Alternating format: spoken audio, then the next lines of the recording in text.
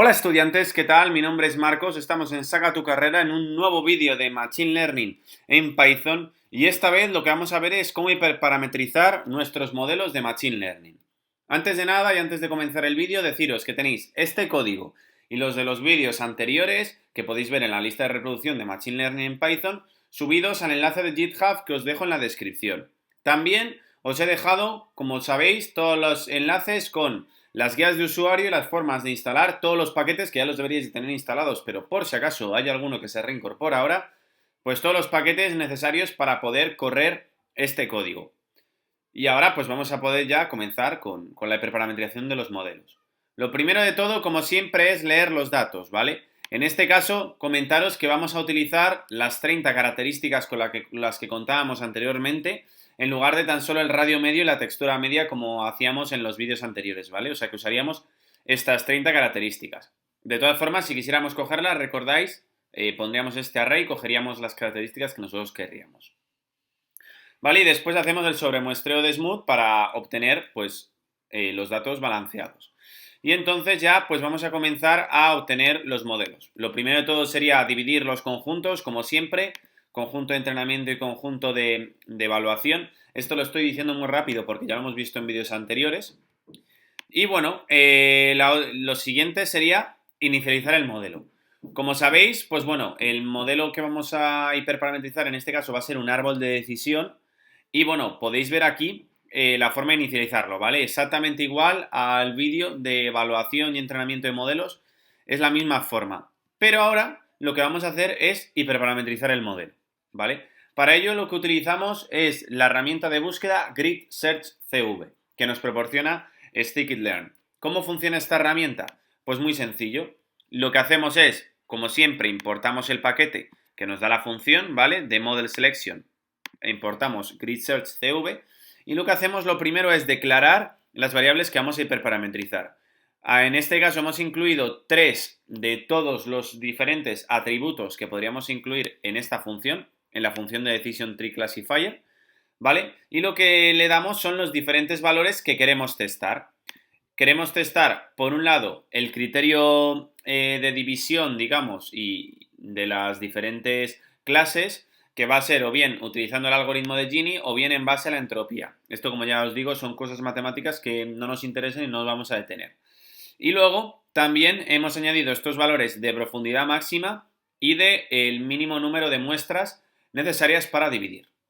Bueno, estos dos segundos parámetros sí que nos vamos a detener un poquito más porque lo que nos permiten es realizar un proceso de poda del árbol de decisiones. Como se llama, en inglés se llama pruning, ¿vale? Pero básicamente lo que hacemos es, digamos, recortar el número de ramas de nuestro árbol de decisión. Como podéis ver, tenemos dos parámetros. Por un lado sería la profundidad máxima, que puede ser o none, es decir, ninguna profundidad máxima, que el árbol de decisión sea tan grande como él quiera, o bien podemos establecerle un número máximo. En este caso, la profundidad del árbol de decisión que veis en la diapositiva sería de 4, porque tendríamos el nodo raíz de arriba, que sería el del radio medio, y finalmente un cuarto nodo, que sería donde acabaría el árbol, que sería el de suavidad media, ¿vale? Entonces sería, digamos,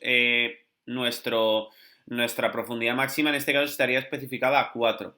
Podemos poner el número que queramos y, bueno, esto nos serviría para, digamos, acotar un poco el árbol de decisión. A veces árboles de decisiones muy, muy, muy largos lo que acaban haciendo es dar una rama para cada dato, digamos, para cada tumor y al final eso tampoco nos interesa, ¿no? Nos interesa que en cada rama se agrupe un conjunto de tumores y no un único tumor. El otro parámetro que hemos tocado es el número mínimo de muestras para poder dividir una rama, ¿vale? Normalmente se suelen utilizar dos, como siempre habéis visto y como podéis ver en todos los árboles de decisiones que encontréis por ahí, normalmente, son dos muestras. Por ejemplo, los dos primeros nodos estarían divididos con dos muestras. Por ejemplo, el primero, radio medio menor que 0,3, si ese es el caso, nos iríamos a comparar la textura media, en caso contrario, sería un tumor maligno. Eso lo ha dividido en dos muestras, ¿vale? Una muestra que serían tumores malignos y otra muestra que sería, vamos a mirar la textura media. Sin embargo, podemos establecer que las muestras mínimas sean 3, como en el caso del área media, en el que si es menor que 0,18 sería un tumor maligno, si está entre 0,18 y 0,25 sería, comparamos la suavidad media, Y si es mayor que 0,25, el tumor es benigno. Entonces, pues bueno, dependiendo de lo que nos interese, utilizaremos un número mínimo o máximo. Podemos establecer en teoría el número que queramos, ¿vale? Evidentemente, cuanto mayor sea el número, mayor va a ser el número de ramas y se puede complicar mucho el árbol, por lo tanto yo no pondría un número muy alto. Pero bueno, todos estos parámetros son muy útiles para tratar de acotar un poco el árbol de decisión y que éste englobe conjuntos de tumores en lugar de, como hemos dicho, tumores específicos, ¿no? Un solo tumor. Que al final sería un caso tan específico que luego a la práctica no sería útil. Bueno, pues una vez que ya sabemos cómo podar nuestro árbol, vamos a llamar a la búsqueda grid, ¿vale? La búsqueda grid la inicializamos con el método que importamos del paquete, llamamos el modelo de árbol de decisión o de cualquier otro modelo de Machine Learning que hayamos inicializado vacío, ¿vale? Con los parámetros por defecto. El siguiente atributo del método sería los parámetros que queremos testar. Después, CV, ¿vale? Es cross validation, o también denominada validación cruzada. ¿En qué consiste? Bueno, tenemos un conjunto de datos de entrenamiento que lo dividimos anteriormente con el método train test split, ¿vale? Si os recordáis. Este conjunto de datos de entrenamiento a su vez se va a dividir en otro subconjunto de datos, ¿vale? En este caso tenemos 5 divisiones, recordad que habíamos dado el valor de CV igual a 5, es decir, 5 divisiones de las cuales 4 de ellas van a servir para entrenar y una de ellas para evaluar. En este caso, como veis en la imagen, tendríamos las 4 en verde para entrenar y la que queda restante en azul para evaluar. Eso se va a repetir 5 veces alternando los conjuntos de entrenamiento y de evaluación. Es decir, en cada una de esas 5 veces, uno de los conjuntos será de evaluación y el resto será de entrenamiento. Y finalmente, se trazaría una media, digamos, de todas las puntuaciones que han obtenido, es decir, de la exactitud del modelo, de la puntuación F1 en función de la puntuación que ya hemos establecido como métrica, y finalmente sería una evaluación final con el conjunto de datos de evaluación que habíamos reservado anteriormente, ¿vale? Sería como entrenar sobre nuestro conjunto de datos que habíamos reservado, pero a su vez también evaluando el propio modelo para que éste pueda ir, digamos, mejorando los parámetros. Entonces realmente sería como una doble mejora. O sea, no solo estamos buscando entre todos los parámetros que habíamos definido, sino que además hacemos validación cruzada. Este método nos permite hacer validación cruzada y, pues bueno, mejorar aún más el entrenamiento de nuestro modelo.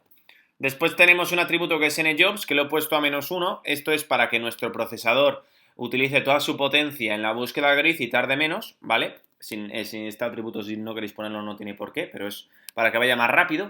Y por último, la puntuación, ¿vale? He definido la puntuación que voy a usar como la precisión, ya que ya hablamos en el método anterior, pues bueno, en el vídeo anterior, perdón, que lo que nos interesaba era potenciar la precisión en este tipo de problemas, y es por ello por lo que busco, pues mejorar la precisión, ¿vale? Después entrenamos con los datos de entrenamiento, ¿vale?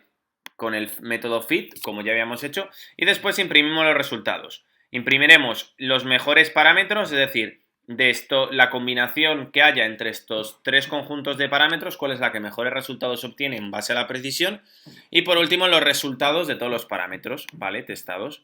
Entonces le damos a correr, va a tardar un poco más, de hecho cuanto más grande sea el conjunto de parámetros, más tardará, y nos dan que los mejores parámetros sería utilizando la entropía, una máxima profundidad de 200 y el número mínimo de divisiones de muestras para dividir sería de 4, ¿vale? Con estos parámetros se obtendría la puntuación más alta de todas las que veis por aquí, sería alguno al 94,33, este de aquí, sería este sería el que corresponde a los parámetros que hemos visto, ¿vale? Y también estarían las puntuaciones con el resto de parámetros, como veis son todas bastante buenas y bastante altas. Entonces ahora ya sí que podemos predecir con el mejor estimador, simplemente llamando de nuevo al método grid, que cogería el mejor estimador, que sería el árbol de decisión inicializado con estos 3 parámetros, ¿vale? Y entonces, pues bueno, vamos a comparar los resultados con las métricas que hemos visto y con el árbol de decisión que habíamos inicializado anteriormente, ¿vale? Es decir, el que estaba vacío por defecto. Vamos a ver las matrices de confusión. En primer lugar, podéis ver que el árbol por defecto, pues bueno, tiene una matriz de confusión que sobre todo a la hora de asignar tumores benignos es mucho peor, ¿vale? El árbol hiperparametrizado acierta mucho más a la hora de asignar tumores benignos, tan solo se equivoca en 6, que asignaría 6 tumores benignos como malignos, pero sin embargo el árbol por defecto vemos que es mucho peor, que asigna 16 tumores benignos como malignos, ¿vale? Se equivoca mucho más. Respecto a la exactitud, precisión, memoria y puntuación F1, podéis ver que en todos los casos el árbol hiperparametrizado obtiene unos resultados mucho mejores, ¿vale?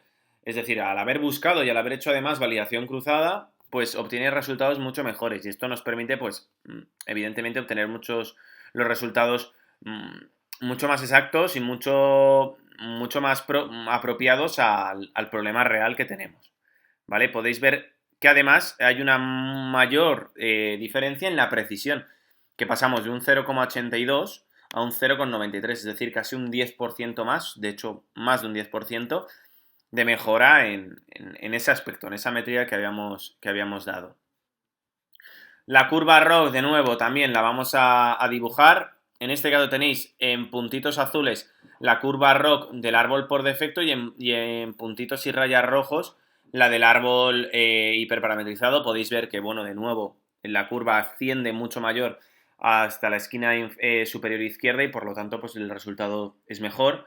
Y el área además es también superior, en torno a un 5%, con lo cual mejoramos mucho los resultados. Entonces, bueno, esto es un poco la forma de hiperparametrizar un modelo de Machine Learning. Con el resto sería exactamente igual, solo que utilizando los métodos para inicializar cada modelo y los parámetros propios de ese.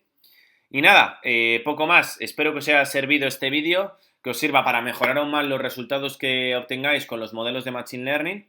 Nos vemos en los próximos vídeos. Si os ha gustado, darle like, suscribiros y no olvidéis comentar cualquier duda que os surja en los comentarios del canal, que os responderemos lo más rápido posible.